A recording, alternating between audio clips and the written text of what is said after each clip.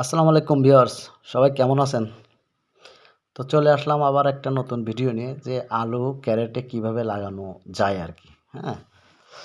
তো আপনাদের দেখানোর জন্যই উদ্দেশ্য করে আসলে আমি ভিডিওটা বানাইছি যে আপনারা যদি নিজেরা লাগাতে পারেন।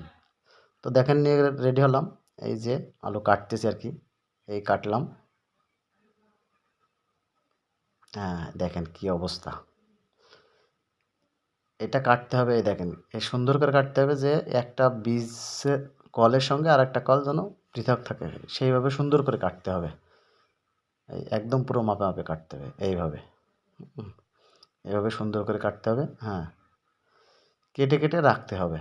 দেখেন কত কল হয়েছে দেখছেন? এটা আমি আগে থেকেই নিয়ে রাখছিলাম যে এটা লাগাবো তাই। আর সুন্দর করে এইভাবেই কাটতে হবে আরকি এক কথায়। তো যাই হোক, এখন আসলে এই কাজের ফাঁকে, ফাঁকে মূল কথায় চলে আসা যাক। আপনারা দেখতে থাকুন আর আমি বলতে থাকি। আসলে বিষয়টা হচ্ছে এই যে দেখেন আ অনেকে যদি ছাদে হোক আর ছাদে হলে বেশি ভালো হয়, ঝামেলামুক্ত।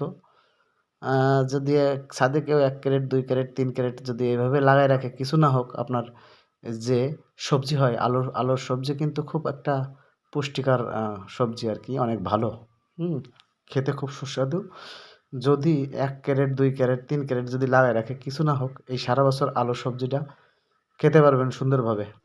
আর সেই উদ্দেশ্যই এই ভিডিওটা বানানো।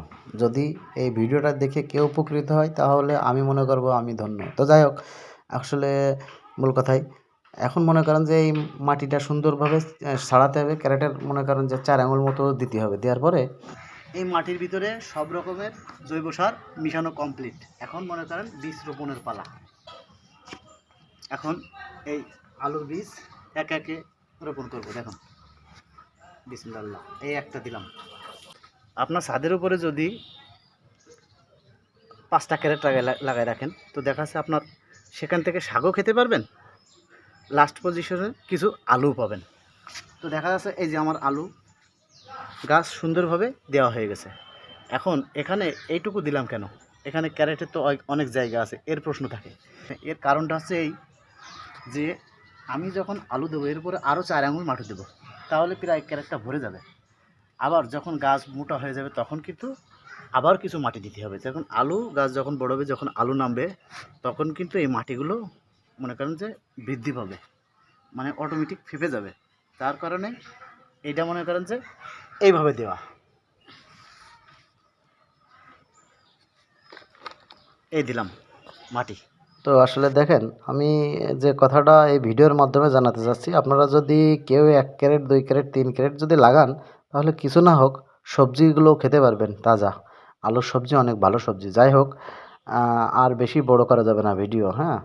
তো বিষয়টা হচ্ছে যে আপনাদের বললাম এই কারণে আমি এই ভিডিও বানাচ্ছি। অনেকদিন যাবৎ ভিডিও বানাই না, আবার নতুন করে বানাচ্ছি। কিছুদিন নিজের ব্যক্তিগত কাজে ব্যস্ত ছিলাম।